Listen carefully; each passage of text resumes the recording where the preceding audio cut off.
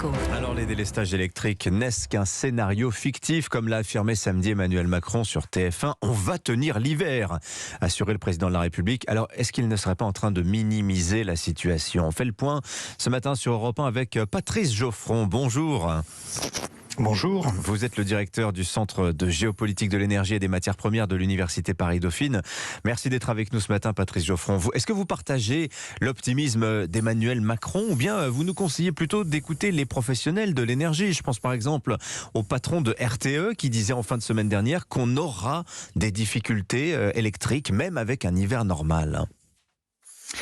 Il y a un paramètre que ni l'un ni l'autre ne maîtrise, c'est la rigueur de l'hiver. Et donc c'est la raison pour laquelle il faut se préparer à l'éventualité de ces délestages. Il y a une particularité en France et qui nous différencie de nos voisins, c'est que nous dépendons beaucoup plus du chauffage électrique. 1 degré de plus ou en moins, ça suppose de mobiliser l'équivalent de 2 réacteurs nucléaires. Donc c'est ce qu'on appelle l'électrosensibilité. Donc il y a des raisons de se mobiliser en France. Mais enfin, j'ai écouté votre antenne il y a quelques minutes et qui mentionnait le fait que chez la plupart de nos voisins, à l'exception des Belges, on se prépare à des délestages plus importants encore que ce qui est envisagé dans le cas français. Donc il ne faut pas noircir le tableau. Oui, alors c'est vrai que ça pose la question aussi de la capacité de nos voisins à nous soutenir si on manque d'électricité. Mais est-ce que vous arrivez, Patrice Geoffron, à évaluer la gravité de la situation ? Est-ce qu'on est dans une situation proprement inquiétante ou bien est-ce qu'on est en train un peu de se faire peur avec effectivement les délestages, ça n'est pas très agréable, mais ça pourrait être aussi supportable. Comment vous évaluez la situation ? Alors, il y a deux éléments à prendre en compte. Alors, tout d'abord, les délestages, c'est vraiment l'élément le levier, si on peut dire, l'action de dernier recours. Auparavant, il y a toute une série de choses qui vont être mises en œuvre. Premièrement, vous l'avez dit, on va importer, on exporte également en temps réel de l'électricité de nos voisins. Malheureusement, évidemment, s'il fait très froid, nos voisins vont en avoir également besoin.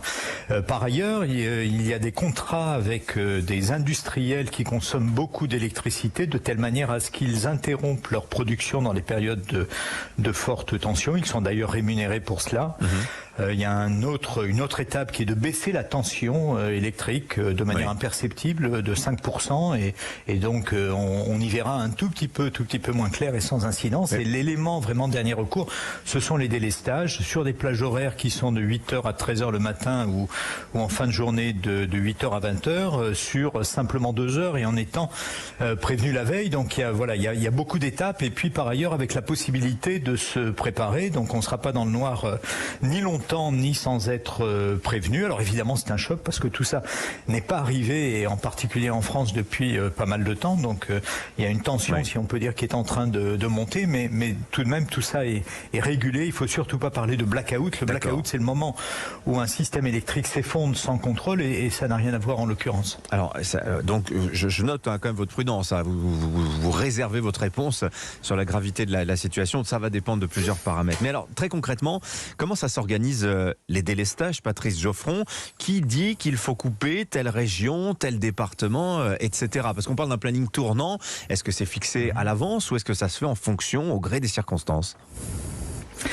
Alors il y a une série de facteurs qui entrent en ligne de compte, notamment il y a des considérations disons locales, selon que localement par exemple on parviendra à produire avec l'éolien en particulier de l'électricité, eh bien on peut se retrouver finalement à avoir un équilibre localement qui suppose dans une autre partie de la France cette fois de procéder à des délestages. Donc c'est une manière de dire qu'il n'y a pas, à ma connaissance en tout cas, un plan qui permette à ce stade de dire comment va s'organiser ce délestage. En revanche, il y a évidemment des grands principes et notamment parmi ces grands principes, il y a la nécessité absolue de sacraliser un certain nombre de lieux de consommation, évidemment les hôpitaux, évidemment tout ce qui touche à la sécurité nationale et donc ce sont les principes directeurs. Est-ce que l'on peut savoir, Patrice Geoffron, si on sera coupé ou non? Parce que ce qu'on a bien compris, c'est que si on était sur la ligne, par exemple, qui alimente en électricité un hôpital, bon, on avait des chances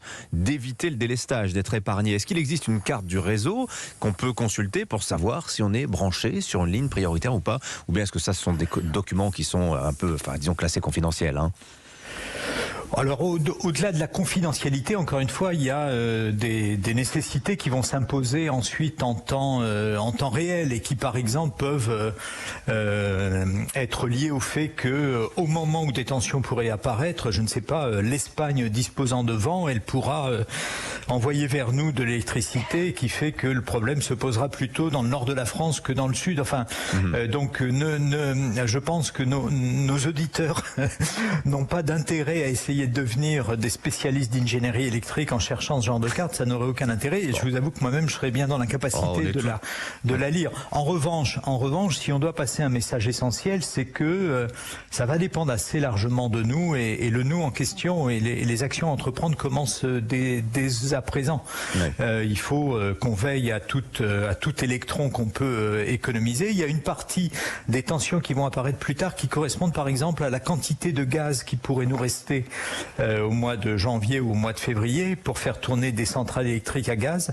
Et donc ça veut dire que tout le gaz qu'on va économiser dès à présent pourra nous être très précieux pour traverser l'hiver. Oui, alors c'est vrai, le patron de RTE disait justement en fin de semaine dernière, ça dépend de nous et on peut surmonter les coupures jusqu'au dernier moment selon notre capacité à faire des efforts. Enfin voilà, il y a une part d'aléatoire quand même qui est assez, je pense, inquiétante pour beaucoup de gens. Merci d'avoir été en ligne avec nous ce matin, Patrice Geoffron. Je rappelle que vous êtes le directeur du Centre de géopolitique de l'énergie et des matières premières de l'Université Paris-Dauphine. Il faudra qu'on reparle aussi du cas particulier des entreprises. Bah oui, parce que quand on fait des surgelés, quand on a des frigos par exemple, comment on fait si on n'a plus d'électricité? Comment on fait si on doit faire fonctionner de la sécurité incendie, des sirènes d'alerte, etc. Des cas très concrets, des situations très concrètes. On aura l'occasion d'en reparler évidemment sur Europe 1. Pour l'heure, il est 7h19.